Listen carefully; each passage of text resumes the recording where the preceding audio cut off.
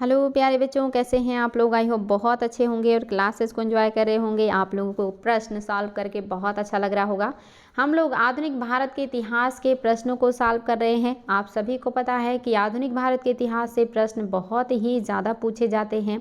इसीलिए हम लोग आधुनिक भारत के इतिहास से संबंधित जितने भी महत्वपूर्ण क्वेश्चन आयोग के द्वारा पूछे गए हैं विभिन्न एग्जामों में, उन सभी को सॉल्व कर रहे हैं। तो चलिए बच्चा लोग शुरू करेंगे आज के क्लास की। और आज आपका पहला प्रश्न है, स्वतंत्रता आंदोलन के इतिहास में भारतीय राष्ट्रीय कांग्रेस का 1929 का अधिवेशन इसलिए महत्वपूर्ण है क्योंकि इस अधिवेशन में क्या हुआ था।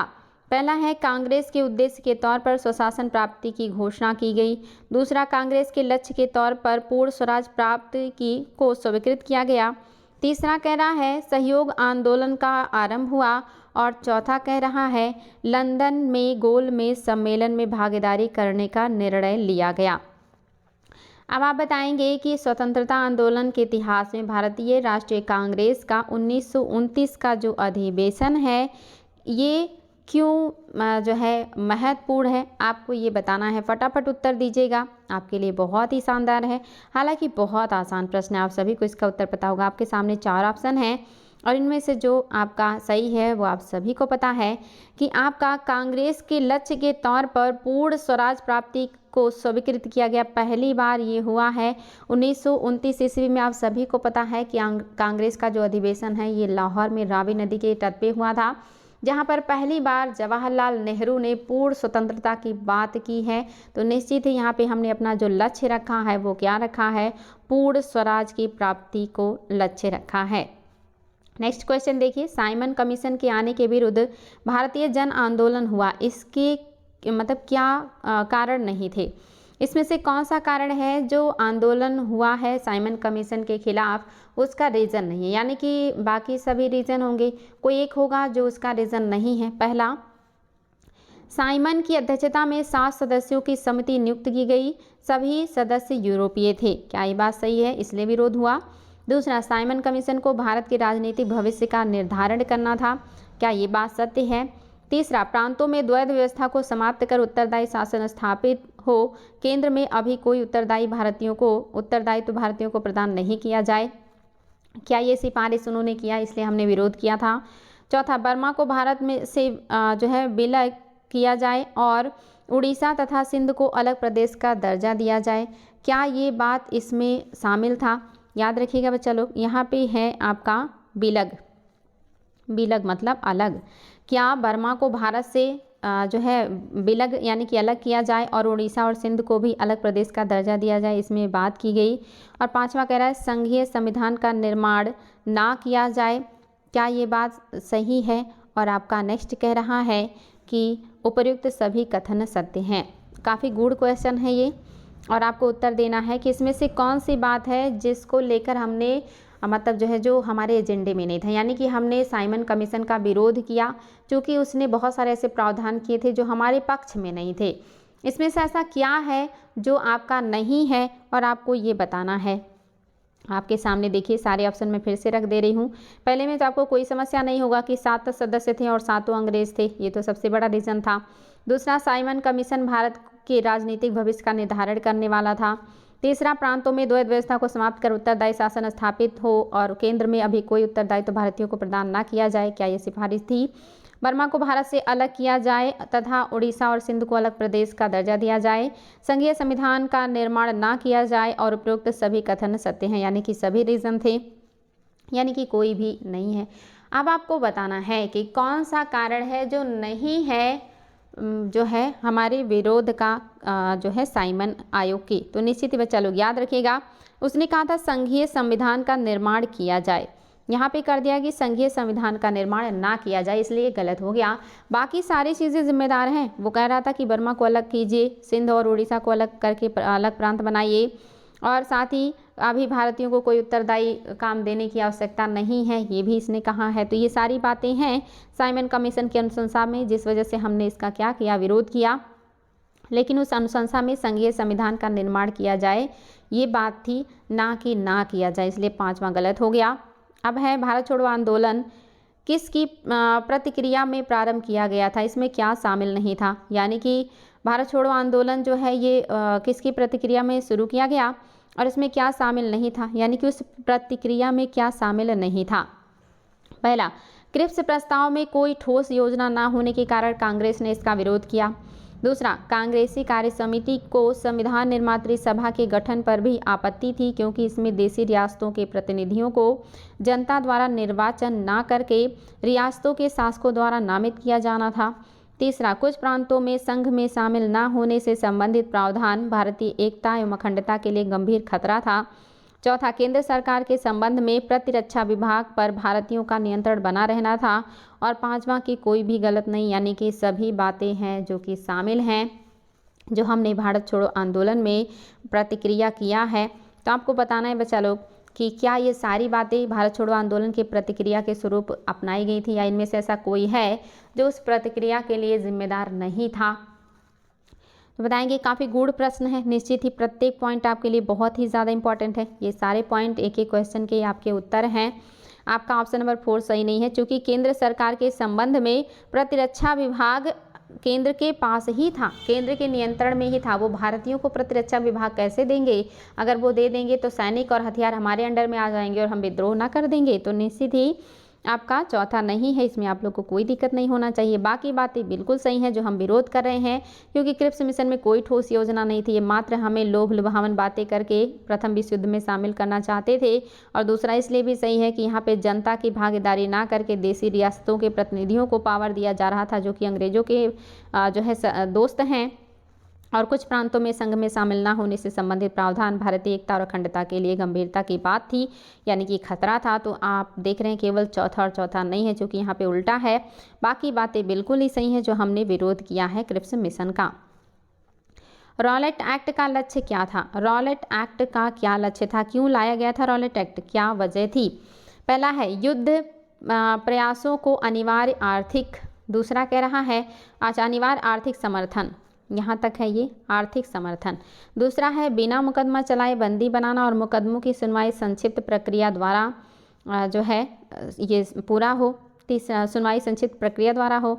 तीसरा, खिलाफत आंदोलन का दमन हो। और चौथा, प्रेस स्वतंत्रता पर प्रतिबंध लगाया जाए। आप सभी को पता है रॉलेट एक्ट के बारे में क्या है जो कि आपका सही हो जाएगा। क्या लक्ष्य था रॉलेट एक्ट का? तो निश्चित ही बच्चा लोग याद रखेंगे, बिना मुकदमा चलाए बंदी बनाना, सभी को ये पता है। और इसको आप सभी को पता है ये बहुत संक्षिप्त सुनवाई की प्रक्रिया थी। इसे काला कानून भी कहा गया है, बिना वकील, बिना अपील, बिना दलील कानून भी कहा गया है, जो कि आप सभी को पता है 13 अप्रैल 1919 का जो परिणाम हुआ इसी का देन है। तो निश्चित ही बच्चा लोग आपका ऑप्शन नंबर 2 बिल्कुल सही है और इसमें तो आप लोग को कोई दिक्कत नहीं है। अगला क्वेश्चन भी आपके लिए बेहद इंपॉर्टेंट है लेकिन आसान है, आप सभी लोग इसका उत्तर दे सकते हैं। भारतीय राष्ट्रीय कांग्रेस का लाहौर अधिवेशन इतिहास में इसलिए बहुत प्रसिद्ध है क्योंकि इसमें ऐसा क्या किया गया था, और इसमें आप सभी को पता है कि क्या किया गया था। ये बेहद इंपॉर्टेंट है और आप सभी को इसका उत्तर पता होगा कि क्यों आपका फेमस है लाहौर अधिवेशन। तो निश्चित ही बताएंगे बच्चा लोग। पहला कह रहा है नेहरू समिति की रिपोर्ट को निरस्त घोषित कर दिया गया था, क्या यहाँ पर ये निर्णय लिया गया? दूसरा कह रहा है रावी नदी के तट पर जवाहरलाल नेहरू द्वारा भारतीय स्वतंत्रता के प्रतीक तिरंगा झंडा फहराया गया। तीसरा कह रहा है कांग्रेस ने पूर्ण स्वराज की मांग का एक संकल्प पारित किया। और चौथा कह रहा उपयुक्त सभी बातें जो हैं वो लाहौर अधिवेशन के बारे में सत्य हैं। अब बताएंगे बच्चा लोग कौन सी बात है जो लाहौर अधिवेशन के बारे में सत्य है, और आप सभी को ये पता होना चाहिए। बहुत ही शानदार प्रश्न है और इसमें कोई दिक्कत होना ही नहीं है कि आपका यहाँ पे लिखी हुई सारी बातें बिल्कुल सही हैं। नेहरू समिति की रिपोर्ट को यहाँ पे निरस्त घोषित किया गया था।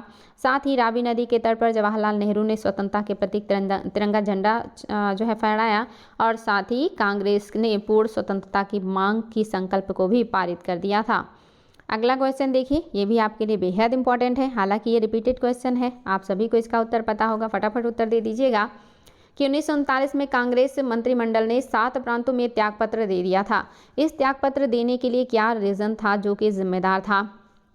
कह रहा है उनकी सहमति के बिना ही कांग्रेस की द्वितीय विश्व युद्ध में भागीदारी तय कर दी गई थी। दूसरा कह रहा है कांग्रेस अन्य 4 प्रांतों में ब्रिटिश मंडल नहीं बना पाई थी। और तीसरा कह रहा है कांग्रेस ने में वाम पक्ष के उदय से मंत्रिमंडल का कार्य कर सकना असंभव हो गया था। और आपका चौथा कह रहा है उनके प्रांतों में बहुत अधिक सांप्रदायिक अशांति थी। अब फटाफट उत्तर देंगे बच्चा लोग, बहुत इंपॉर्टेंट है और आप सभी को इसका उत्तर पता है कि आखिर क्यों त्यागपत्र दिया था उन्होंने। निश्चित ही सभी को पता है कि उनकी सहमति के बिना ही कांग्रेस की द्वितीय विश्व युद्ध में भागीदारी तय कर दी गई थी अंग्रेजों के द्वारा और इसी के विरोध में 7 प्रांतों से त्यागपत्र दे दिया गया था कांग्रेसियों के द्वारा। तो आपका क्या हो जाएगा, तो यहाँ पे आप लोगों को कोई समस्या नहीं होना चाहिए। तो पहला तो आपका बिल्कुल ही सही है और आपका केवल और केवल ही क्या हो जाएगा, सही हो जाएगा। हालांकि अगर आप देखेंगे तो चूंकि उपयुक्त सभी का दे दिया है तो आपके यहाँ पे मुझे लगता है सारे सही हो जाएंगे बिल्कुल, क्योंकि अगर आप देखेंगे कि आपका उनकी सहमति के बिना कांग्रेस द्वारा जो है विश्व युद्ध में भागीदारी तय कर देना, ये तो आपका बिल्कुल ही आप देख रहे हैं कि सही हो जाएगा। दूसरा कह रहा है कांग्रेस अन्य 4 प्रांतों में मंत्रिमंडल नहीं बना पाई थी, क्या ये बात सत्य है? इसलिए नहीं, ऐसी कोई बात नहीं, केवल और केवल पहला सही होगा। उपयुक्त सभी से कोई मतलब नहीं है, ऐसी कोई बात नहीं है। तो याद रखिएगा केवल और केवल पहला सही है, बाकी बातें सही नहीं है। आपको इसमें कोई दिक्कत नहीं होना चाहिए। जो त्यागपत्र देने का सबसे मेन रीज़न था वो यही था कि उनसे बिना पूछे उनको द्वितीय विश्व युद्ध में शामिल कर दिया गया था, बाकी बातें उसके लिए जिम्मेदार नहीं है। तो आपका केवल और केवल पहला सही है, बाकी नहीं है। नेक्स्ट देखिए 1932 महात्मा गांधी ने मरण पर्यंत मतलब कि अपने मृत्यु पर्यंत उपवास प्रधान इसलिए किया था, यानी कि क्यों उन्होंने ये उपवास किया 1932 में। और ये भी आप सभी को पता होगा कि इन्होंने मरण पर्यंत उपवास की जो प्रधानतया इसलिए किया, क्यों किया, प्रधानतया क्यों किया है, आपको बताना है क्यों किया है।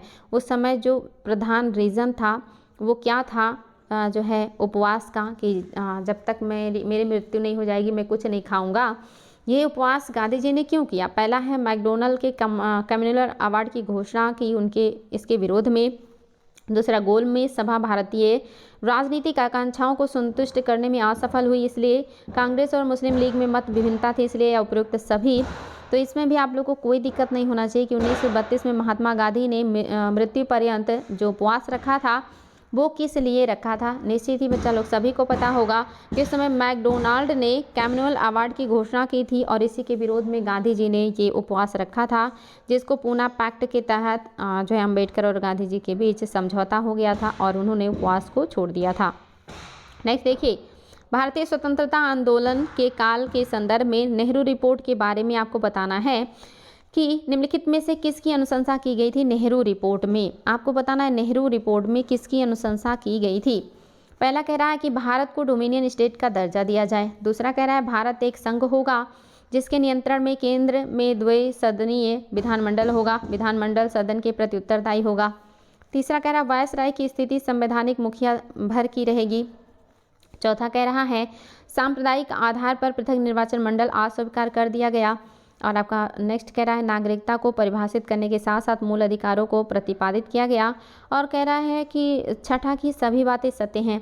अब बताइए, बहुत ही शानदार प्रश्न है और स्टेटमेंट भी आपके बहुत ही इंपॉर्टेंट है।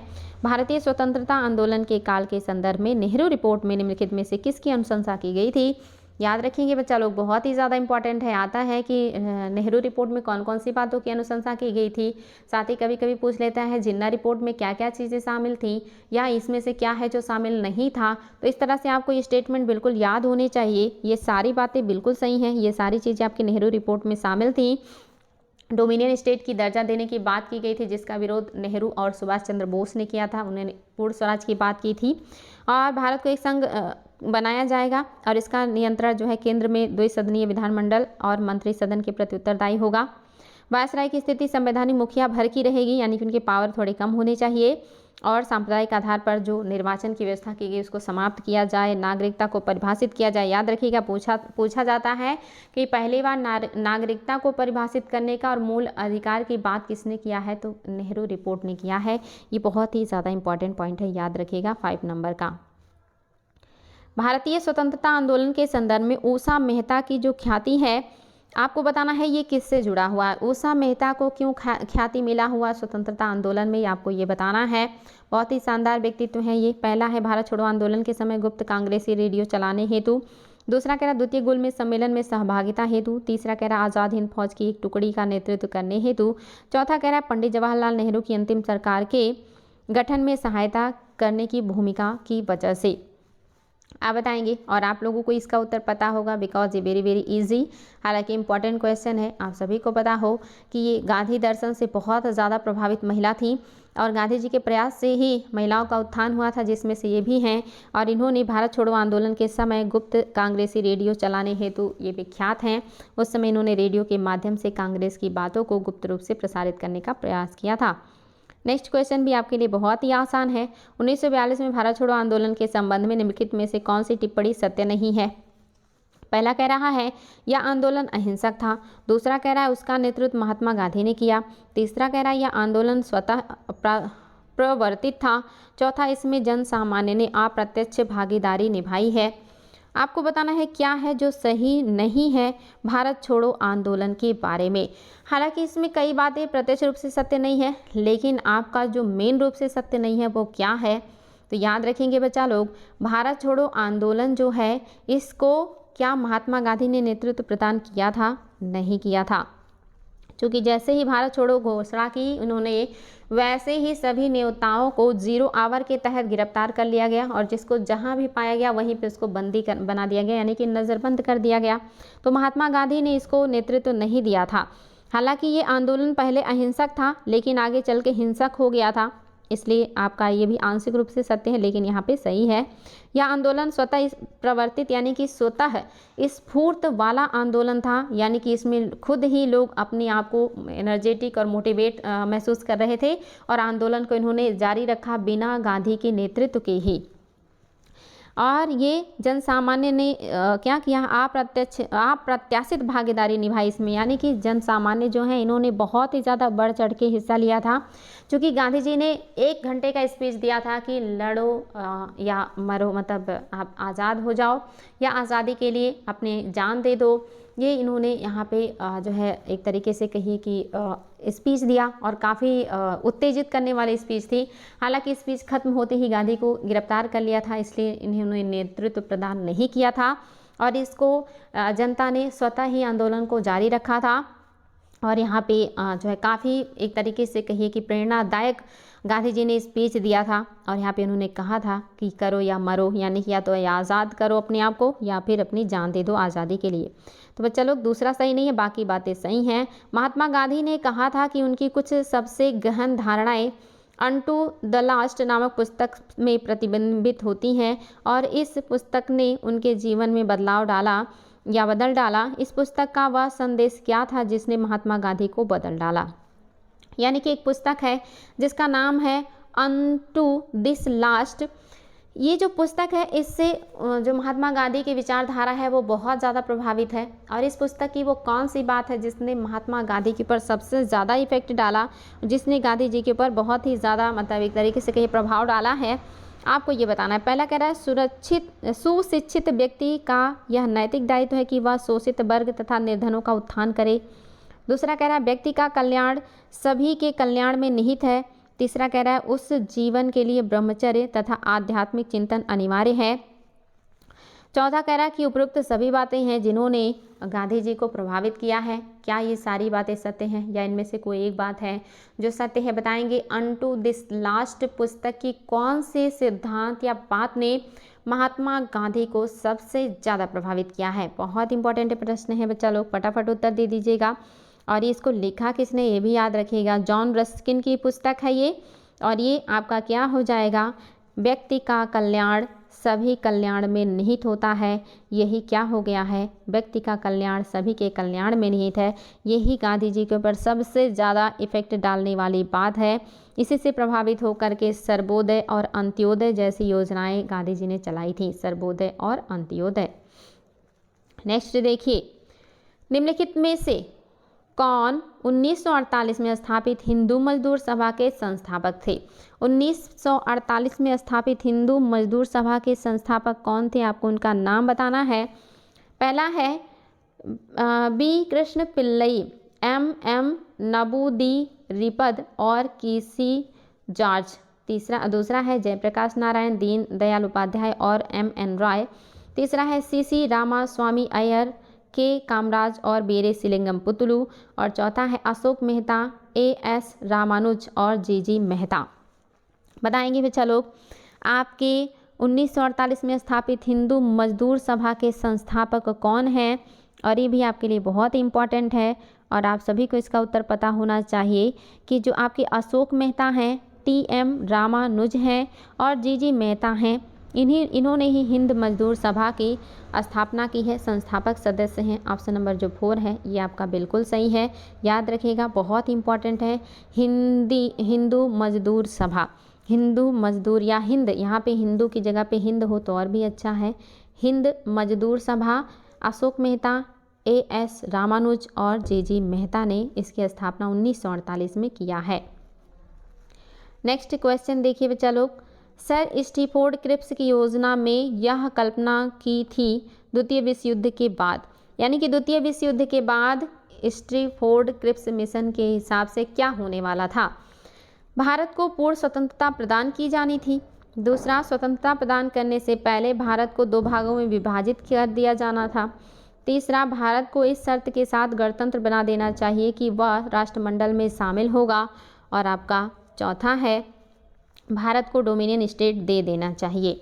बताएंगे स्टीफोर्ड क्रिप्स की योजना, यानी कि क्रिप्स मिशन जो आया था द्वितीय विश्व युद्ध के बाद, वो भारत को क्या देने वाला था, क्या चीज़ देने की बात कर रहा था भारत को द्वितीय विश्व युद्ध के बाद, आपको ये बताना है। और आप सभी को पता होगा कि आपका ऑप्शन नंबर जो 4 है बिल्कुल सही है, डोमिनियन स्टेट का दर्जा देने की बात की गई थी और वो भी युद्ध के बाद, इसीलिए इसको पोस्ट डेटेड, आउटडेटेड चेक जैसी बातें करके रिजेक्ट कर दिया गया था। आप सभी को ये पता होगा, डोमिनियन स्टेट का बात कर रहा था, इसमें तो कोई दम ही नहीं है। आप सभी को इसका उत्तर पता होगा। रेड क्लिफ समिति का जो गठन है ये क्यों बनाई गई थी, किस लिए नियुक्त किया गया था। भारत में अल्पसंख्यकों की समस्या को सुलझाने के लिए, स्वतंत्रता विधेयक को कार्यरूप में परिणत करने के लिए, भारत और पाकिस्तान के बीच सीमाओं के निर्धारण करने के लिए और पूर्वी बंगाल के दंगों को शांत करने के लिए। निश्चित ही बच्चा लोग याद रखेंगे, आप सभी को ये तो पता ही है कि जो वायसराय है लॉर्ड माउंटबेटन, इन्हीं के द्वारा जुलाई 1947 में इस समिति का गठन किया गया था, जिसके अध्यक्ष थे रेड क्लिफ महोदय, जो कि आपके भारत और पाकिस्तान के सीमा के विभाजन के लिए आए थे। निश्चित ही बच्चा लोग याद रखिएगा। इसमें कांग्रेस और मुस्लिम लीग द्वारा नामांकित 2 सदस्य भी शामिल थे इस समिति में, रेड क्लिफ समिति में, जिसके अध्यक्ष रेड क्लिफ थे। इसमें कांग्रेस के और मुस्लिम लीग दोनों के 2 सदस्य शामिल थे और ये लोग मिल करके परामर्श देने के लिए थे कि कैसे विभाजन हो। और कब हुआ है समिति का गठन, जुलाई 1947 में, ये भी याद रखिएगा। रेड क्लिफ समिति जुलाई 1947 में, चूँकि अगस्त आप देख ही रहे हैं 15 अगस्त को ये आपका हमारा जो देश है ये आज़ादी हो गया था। उसके पहले 2 नहीं, जुलाई में आपकी रेड क्लिफ समिति का गठन किया गया था और इसी के आधार पे हमारे यहाँ बॉर्डर यानी कि सीमाओं का निर्धारण किया गया और भारत पाकिस्तान विभाजन हुआ। भारतीय इतिहास के संदर्भ में प्रांतों में संविधान सभा के सदस्य उन प्रांतों के लोगों द्वारा क्या किए जाने थे। आपको ये बताना है, भारतीय इतिहास के संदर्भ में प्रांतों से संविधान सभा के सदस्य उन प्रांतों के लोगों द्वारा चुने जाने थे। कैसा, उन लोग प्रांतों द्वारा क्या होगा, सीधे निर्वाचित होते थे या भारतीय राष्ट्रीय कांग्रेस तथा मुस्लिम लीग द्वारा नामित होते थे या प्रांतीय विधानसभाओं द्वारा निर्वाचित हुए थे या सरकार द्वारा संवैधानिक मामलों में उनकी विशेषता के लिए चुने गए थे। बताएंगे बच्चा लोग, ये भी कई बार आयोग के द्वारा पूछा हुआ क्वेश्चन है, तो याद रखेंगे, फटाफट उत्तर दीजिएगा क्या है जो कि आपका सही हो जाएगा।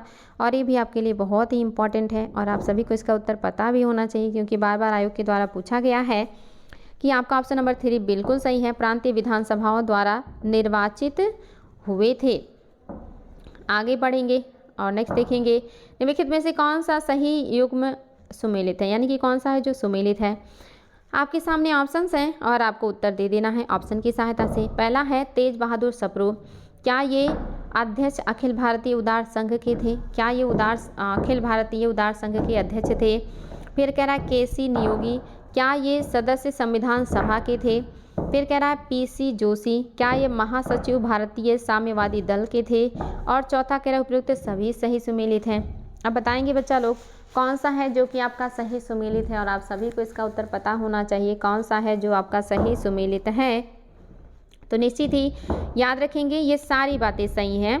तेज बहादुर सप्रू को अखिल भारतीय उदार संघ का अध्यक्ष बनाया गया था। केसी नियोगी संविधान सभा के सदस्य थे और पीसी जोशी क्या थे, महासचिव थे भारतीय साम्यवादी दल के। तो ये सारी बातें बिल्कुल सही हैं, याद रखेंगे बच्चा लोग, बहुत ही ज़्यादा इंपॉर्टेंट है। आगे बढ़ेंगे और देखेंगे अगला क्वेश्चन।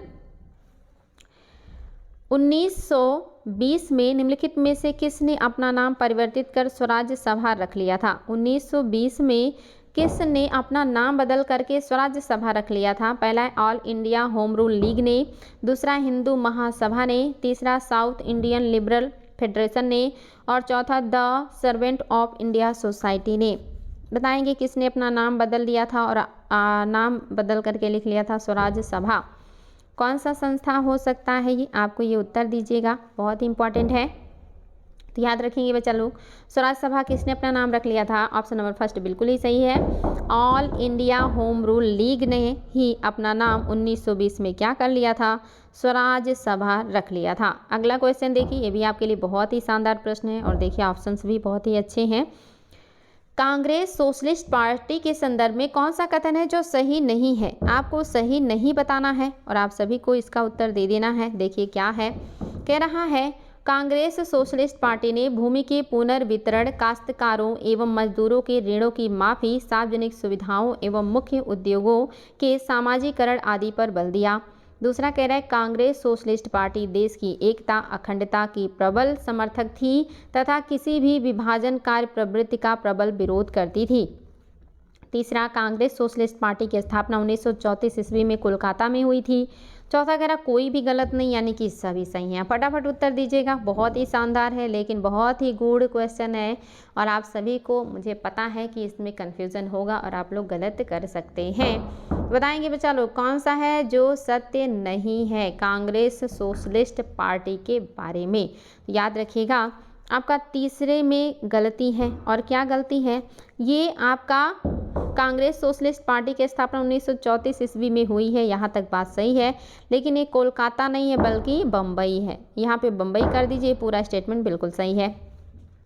कांग्रेस सोशलिस्ट पार्टी ने भूमि पुनर्वितरण, यानी कि फिर से भूमि का पुनर्वितरण हो, काश्तकार जो हैं और जो मजदूर हैं के ऋणों की माफी हो, सार्वजनिक सुविधाओं एवं मुख्य उद्योगों के सामाजिकरण आदि पर बल दिया। बिल्कुल करेगा, जो सोशलिस्ट है इनका ऐसी ही विचारधारा है और इन्होंने भारतीय जो देश की एकता, अखंडता को प्रबल समर्थन किया है और विभाजन के कार्य की प्रवृत्ति का प्रबल विरोध किया। ये सब बातें सही हैं और इसकी स्थापना 1934 ईस्वी में ही हुई, लेकिन ये बम्बई में हुई थी, इसलिए आपका तीसरा सत्य नहीं है, बाकी स्टेटमेंट सत्य हैं। नेक्स्ट क्वेश्चन देखिए, ये भी बहुत ही शानदार है और बहुत इंपॉर्टेंट है। निम्नलिखित में से कौन सा कथन है जो सही नहीं है? जो सही नहीं है आपको वही बताना है। पहला कह रहा है भारतीय राष्ट्रीय कांग्रेस की प्रथम महिला अध्यक्ष एनी बेसेंट वर्ष 1917 में कोलकाता अधिवेशन में चुनी गई। दूसरा कह रहा है सरोजिनी नायडू ने वर्ष 1925 में कांग्रेस के कानपुर अधिवेशन की अध्यक्षता की। तीसरा कह रहा है बदरुद्दीन तैयब जी ने अपने समय के प्रसिद्ध वकील, न्यायाधीश और कांग्रेसी नेता थे।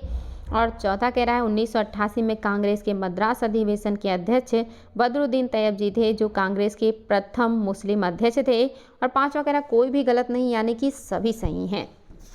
बताएंगे बच्चा लोग, आपका प्रत्येक पॉइंट बहुत ही ज़्यादा इंपॉर्टेंट है और आप सभी को बहुत समझदारी से उत्तर देना है, क्योंकि बहुत गूढ़ता से ये क्वेश्चन बनाया गया है और आप लोगों का बहुत बारीकी से जो है ध्यान दिया गया है कि आप लोग इसको इतनी आसानी से जो है जज ना कर पाएँ। तो बताएंगे क्या है जो सही नहीं है? तो आपका चौथा जो है ये सही नहीं है, क्योंकि यहाँ पे 1888 की जगह अगर आप 1887 कर दीजिए तो पूरा स्टेटमेंट बिल्कुल सही है। 1887 में कांग्रेस के मद्रास अधिवेशन की अध्यक्षता बदरुद्दीन तैयब जी ने किया है, जो कांग्रेस के प्रथम मुस्लिम अध्यक्ष हैं। ये आपका अब सही हो गया और ये प्रसिद्ध वकील भी हैं, न्यायाधीश भी हैं और कांग्रेसी नेता भी हैं। नायडू और एनी बेसेंट को तो आप लोग जानते ही हैं। ये सारी बातें भी याद रखिएगा, बहुत इंपॉर्टेंट है। नेक्स्ट देखिए, बहुत ही शानदार प्रश्न है। चलिए बच्चा लोग दीजिए जवाब। निम्नलिखित में से किस दल की स्थापना अंबेडकर जी ने नहीं किया है? बहुत सारे संगठनों की स्थापना उन्होंने नहीं किया है। इसमें से कोई एक है जिसकी स्थापना उन्होंने नहीं किया है और आपको वही बताना है। पहला कह रहा है all India depressed class federation. दूसरा कह रहा है बहिष्कृत हितकारिणी सभा। तीसरा कह रहा है समाज समता संघ, और चौथा कह रहा है independent labour party of India, और आपका नेक्स्ट कह रहा है शेड्यूल कास्ट फेडरेशन, और आपका पांचवा कह रहा है peasant and works party of India. बताएंगे भी, चलो कौन सा है जो आपके अंबेडकर जी का नहीं है। बाकी सारी बातें बिल्कुल सही हैं, आपको फटाफट उत्तर दे देना है। तो याद रखिएगा बच्चा लोग, आपका कौन सा है जो सत्य नहीं है, तो आपका छठा सत्य नहीं है, क्योंकि peasant and works party of India की स्थापना 1947 में हुआ है। 1947 में हुआ है। किया किसने था? जयंत प्रभाकर ने। जयंत प्रभाकर ने इसकी स्थापना किया है। All India depressed class federation इन्होंने ही बनाया, यानी कि अंबेडकर जी का है। और आप देखेंगे बहिष्कृत हितकारिणी, इसकी स्थापना भी अंबेडकर ने किया है, 1927 में किया था, 1927 में। साथ ही आप देखेंगे हिंदुओं और जो अछूत सामाजिक समानता का जो सिद्धांत है, इसका इन्होंने प्रचार प्रसार करने की कोशिश किया कि क्यों दोनों में इतनी ज़्यादा असमानता है, समानता होनी चाहिए, इसलिए इन्होंने समता जो है समाज समता संघ की स्थापना भी की है, याद रखेंगे। और साथ ही जो मजदूर हैं उनके हितों की मतलब जो है सुरक्षा के लिए उन्होंने इंडिपेंडेंट लेबर पार्टी जो है ये भी बनाया है, और ये उन्होंने 1936 में बनाया था, 1936 में। इसके अलावा शेड्यूल कास्ट फेडरेशन की स्थापना उन्होंने बहुत बाद में किया, 1942 में किया था, और इसी के बाद इन्होंने आप देखेंगे अपना धर्म ही परिवर्तित कर दिया और हिंदू से ये बौद्धिस्ट हो गए, क्योंकि ये यहाँ की जाति व्यवस्था से बहुत ज़्यादा पीड़ित थे। इतने पढ़े लिखे और सम्मानित व्यक्ति होने के बावजूद उनको समाज में सम्मान नहीं मिला, और ये बहुत ही दुख की बात है कि ऐसे विद्वान विभूतियों को भी हमारे देश की जनता ने अपने अंधविश्वास के चलते वो सम्मान नहीं दिया जो उन्हें मिलना चाहिए था। देखिए अगला क्वेश्चन, बाल गंगाधर तिलक, बिपिन चंद्र पाल और लाला लाजपत राय के संदर्भ में कौन सा कथन है जो सत्य नहीं है? आपको बताना क्या है जो सही नहीं है, और आप सभी के लिए बेहतरीन क्वेश्चन है। यह तीन नेता बंगाल के स्वदेशी आंदोलन से उभरे थे। ये तीनों लाल बाल पाल के नाम से जाने जाते हैं। इन नेताओं ने औपनिवेशिक शासन के प्रति उग्रवादी विचारधारा का समर्थन किया था। और चौथा कह रहा कोई भी गलत नहीं है, यानी कि सभी सही हैं। आप फटाफट उत्तर दीजिएगा कौन सा है जो सत्य नहीं है, और आप सभी को ये बहुत आसानी से सॉल्व कर लेना चाहिए कि यहाँ पे लिखी हुई सारी बातें बिल्कुल ही सही हैं, कोई भी गलत नहीं है। ये तीनों लोग सबसे ज़्यादा जो उभरे हैं स्वदेशी आंदोलन से, यहीं से ज़्यादा पॉपुलर हुए, और ये तीनों लाल बाल पाल के नाम से विख्यात हैं, और ये उग्रवादी विचारधारा के हैं जो उपनिवेशिक शासन के विरोध में अपनी बातों को रखते हैं। नेक्स्ट क्वेश्चन देखिए, ये भी आसान, शानदार और बेहतरीन क्वेश्चन है। रॉलेट एक्ट के संदर्भ में कौन सा बात है जो सही है? पहला कह रहा है यह सर सिडनी रॉलेट की अध्यक्षता वाली समिति की संस्तुति के आधार पर लाया गया। दूसरा कह रहा है इसके विरोध में जलियांवाला बाग में सभा एकत्र हुई थी। तीसरा कह रहा है दोनों बातें सत्य हैं, और चौथा कह रहा है कि कोई भी सत्य नहीं है। आप बताएंगे रॉलेट एक्ट के बारे में कौन सी बात है जो कि आपका सही हो जाएगा। कोई दिक्कत ही नहीं है इसमें, आप सभी को पता है कि ये दोनों बातें बिल्कुल ही सही हैं। सिडनी रॉलेट की अध्यक्षता में आपका जो है ये गठन किया गया है, और सोडिसन कमेटी बनी थी रॉलेट एक्ट सिडनी रॉलेट की अध्यक्षता में, जिसने सिफारिश किया था और रॉलेट एक्ट आया था, और इसी की वजह से जलियांवाला बाग में सभा भी एकत्र हुई थी। तो दोनों बातें बिल्कुल ही सही हैं। अगला क्वेश्चन है असहयोग आंदोलन के संदर्भ में कौन सा कथन है जो गलत है? आपको गलत बताना है। आपके सामने ऑप्शंस हैं। पहला है इसके अंतर्गत सभी को अंग्रेजी सरकार के साथ ऐच्छिक संबंधी का परित्याग करने को कहा गया। दूसरा कह रहा है गांधी जी ने कहा कि भारत इस आंदोलन से 1 वर्ष के भीतर ही स्वराज प्राप्त कर लेगा। तीसरा कह रहा है इसके विरोध में मुस्लिम लीग ने खिलाफत आंदोलन की शुरुआत की। और चौथा कह रहा कोई भी जो है गलत नहीं है। असहयोग आंदोलन के बारे में क्या सही नहीं है आपको ये बताना है। फटाफट उत्तर दीजिएगा असहयोग आंदोलन के बारे में क्या है जो आपका सही नहीं है। और आप सभी को इसका उत्तर पता होना चाहिए क्योंकि ये बहुत ही इम्पॉर्टेंट है, और आप सभी को ये सारे पॉइंट याद भी होंगे। आपका कौन सा सत्य नहीं है? तीसरा सही नहीं है, क्योंकि मुस्लिम लीग ने इसके विरोध में नहीं बल्कि इसके पैरेलल शुरू किया था। पहला तो बिल्कुल सही है कि इसके अंतर्गत सभी को अंग्रेजी सरकार के साथ ऐच्छिक संबंधों का परित्याग करने को कहा गया था, यानी कि जो अपनी इच्छा से जो संबंध उन्होंने बना रखे थे उसको त्याग देना है। ये बात बिल्कुल ही सही है। और दूसरा, गांधी ने कहा कि भारत इस आंदोलन से 1 वर्ष के भीतर ही स्वराज प्राप्त कर लेगा, ये भी सही है। लेकिन मुस्लिम लीग ने इसके विरोध में खिलाफत आंदोलन नहीं चलाया था बल्कि इसके पैरेलल चलाया था, इसके सहयोग में चलाया था। और यही वो सुनहरा अवसर था जब हिंदू और मुस्लिम में सबसे ज़्यादा एकता, भाईचारा और सहयोग देखने को मिला। उसके बाद ये सारी चीज़ें ख़त्म हो गई और फिर कभी जो है ये संभव नहीं हो सका। नेक्स्ट देखिए बच्चा लोग, ये भी आपके लिए बहुत ही शानदार क्वेश्चन है। खिलाफत आंदोलन के संदर्भ में निम्नलिखित में से कौन सा कथन है जो सही नहीं है? पहला कह रहा है, यह मोहम्मद अली और शौकत अली के नेतृत्व में भारतीय मुसलमानों का एक आंदोलन था। दूसरा कह रहा है, इस आंदोलन की मांग थी कि पहले से ऑटोमन साम्राज्य के सभी पवित्र इस्लामी स्थलों पर तुर्की सुल्तान खलीफा का नेतृत्व बना रहे। तीसरा, इस नेतृत्व की मांग थी कि जजीरा फुल अरब इस्लामी संप्रभुता के अधीन रहे। और चौथा कह रहा है, कांग्रेस ने इस आंदोलन का विरोध किया था। बहुत ही इम्पॉर्टेंट लेकिन बहुत ही आसान आप सभी के लिए। आप सभी को पता है कि क्या है जो खिलाफत आंदोलन के बारे में सत्य नहीं है। निश्चित ही बच्चा लोग, कांग्रेस ने इसका समर्थन किया है, गांधी ने बहुत ज़्यादा सपोर्ट किया है, तो ये सत्य नहीं है। बाकी बातें बिल्कुल सही हैं। शौकत अली और मोहम्मद अली इसके मेन नेतृत्वकर्ता हैं। और इसकी मांग क्या थी कि ऑटोमन की जो पवित्र स्थल है इस पर तुर्की सुल्तान के खलीफा का नेतृत्व बना रहे और साथ ही जो अरबी इस्लामी संप्रभुता है ये भी क्या हो, उन्हीं के अधीन रहने दिया जाए। अगला क्वेश्चन देखिए बच्चा लोग, विभिन्न लोगों द्वारा गांधी जी के विषय में कही गई बातों के संदर्भ में कौन सा है जो सही है? विभिन्न लोगों ने गांधी जी के बारे में कुछ बातें कही हैं, आपको बताना है कौन सा है जो सत्य है। पहला, दक्षिण अफ्रीका ने ही गांधी जी को महात्मा बनाया। क्या ये बात चंद्रदेव नेसन ने कहा है? बताइएगा, क्या ये बात सही है? देव नेसन जी ने ये टिप्पणी किया है गांधी जी के बारे में। दूसरा कह रहा, असहयोग भारत और गांधी जी के जीवन के एक युग का ही नाम हो गया। असहयोग शांति की दृष्टि से नकारात्मक परंतु प्रभाव की दृष्टि से बहुत ही सकारात्मक था। क्या ये बात लुई फिशर ने कही है? क्या दोनों बातें सही हैं या कोई भी सत्य नहीं है? बताएंगे बच्चा लोग, गांधी जी के बारे में ये 2 व्यक्तित्व हैं जिन्होंने कुछ बातें कही हैं। क्या ये बातें सही हैं या सही नहीं हैं, आपको ये बताना है। तो निश्चित ही बच्चा लोग, दोनों बातें सही हैं। दक्षिण अफ्रीका में ही गांधी जी को महात्मा बनाया, क्या अफ्रीका ने ही इनको महात्मा बना दिया? ये बात कह रहे हैं देव नेसन। और असहयोग भारत और गांधी के जीवन के एक युग का ही नाम हो गया। असहयोग शांति की दृष्टि से नकारात्मक परंतु प्रभाव की दृष्टि से बहुत सकारात्मक रहा, लुई फिशर ने बात कही है। दोनों बातें बिल्कुल सत्य हैं, याद रखिएगा, दोनों बातें सत्य हैं। नेक्स्ट क्वेश्चन देखिए, निम्नलिखित में से कौन सा कथन सही है? कौन सा है जो सही है? पहला, गोपाल कृष्ण गोखले उदारवादी विचारधारा के समर्थक थे। दूसरा, गोपाल कृष्ण गोखले गांधी जी के राजनीतिक परामर्शदाता थे। तीसरा, गोखले ने गांधी जी को 1 वर्ष तक ब्रिटिश भारत की यात्रा करने की सलाह दी थी जिससे कि वह भारत और यहाँ के लोगों को जान सके। और चौथा कह रहा है कि सभी बातें सत्य हैं। अब बताएंगे बच्चा लोग क्या है जो सही हो जाएगा, आपको ये बताना है। फटाफट उत्तर दीजिएगा बच्चा लोग, और आप लोग को इसमें कोई दिक्कत होना ही नहीं है, सभी बातें बिल्कुल सही हैं।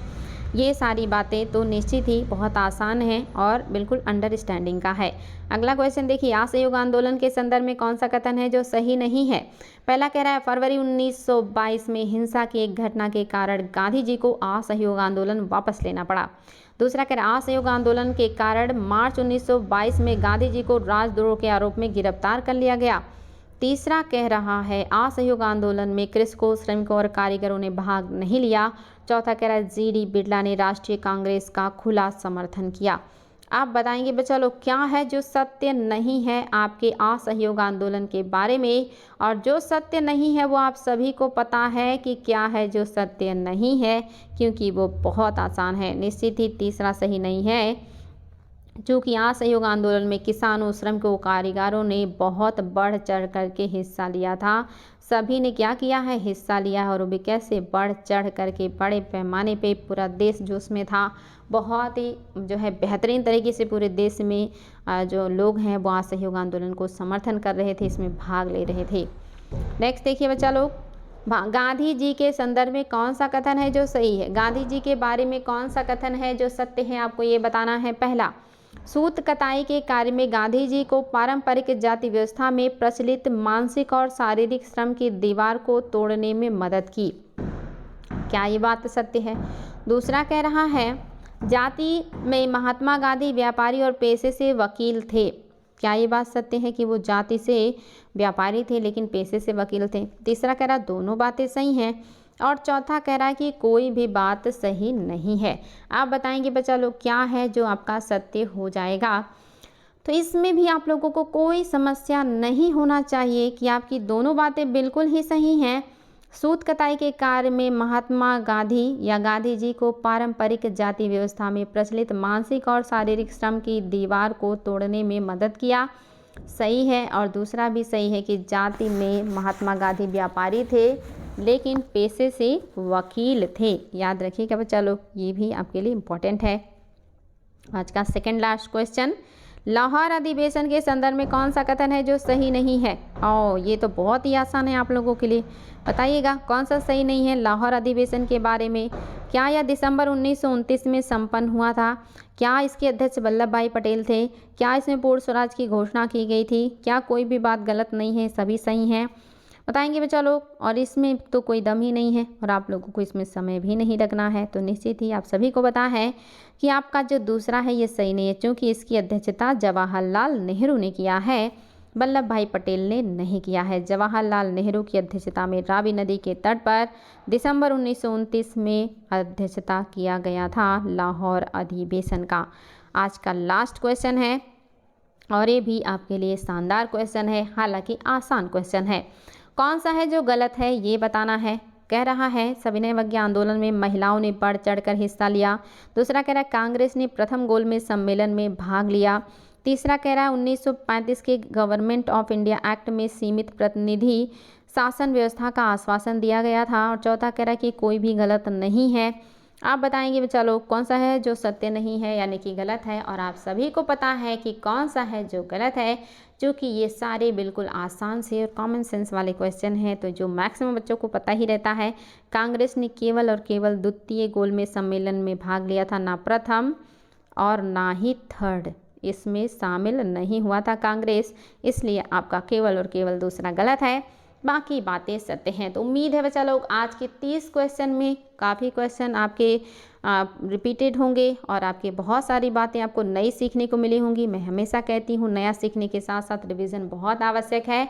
रिवीजन करके अपने पुराने ज्ञान को मजबूत करते रहें और नया भी सीखते रहें, और इसी प्रक्रिया में हम लोग आगे बढ़ते रहेंगे और डेली का डेली ऐसे ही क्वेश्चन को सॉल्व करते रहेंगे। और हम आगे आप लोगों को हिस्ट्री देंगे और साथ ही हर सैटरडे को इकोनॉमी का टेस्ट, संडे को इन्वायरमेंट का टेस्ट और बाकी के दिनों में आपकी हिस्ट्री का टेस्ट जारी रहेगा। तो बच्चा लोग खूब मेहनत कीजिए और ऐसे ही अपने ज्ञान को बढ़ाते रहिए। आज के लिए इतना ही, फिर मिलेंगे। आप सभी को बहुत बहुत धन्यवाद आज की क्लास के लिए।